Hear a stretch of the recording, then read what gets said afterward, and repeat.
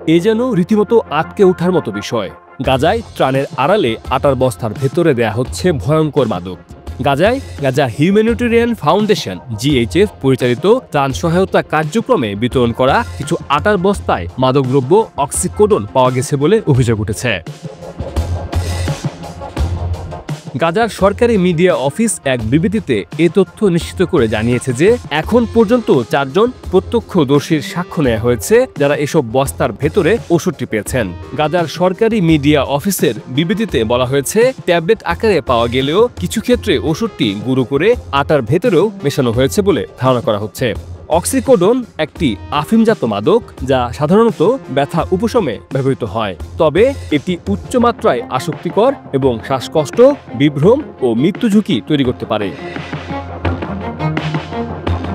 গাজার একাধিক চিকিৎসক ও ফার্মাসিস্ট এই ঘটনাকে সামাজিক ধ্বংসের পরিকল্পিত প্রচেষ্টা বলে মন্তব্য করেছেন।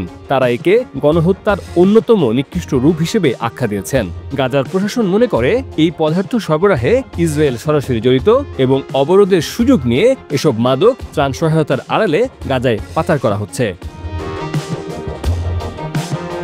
গত সপ্তাহে 15টি মানবাধিকার ও আইনি সংস্থা GHF এর বিরুদ্ধে স্বচ্ছতা ও জবাবদিহিতার অভাবের অভিযোগ তুলে তাদের কার্যক্রম স্থগিতের আহ্বান জানিয়েছে। মির্জা রকিবুল হাসান, নিউজ 24।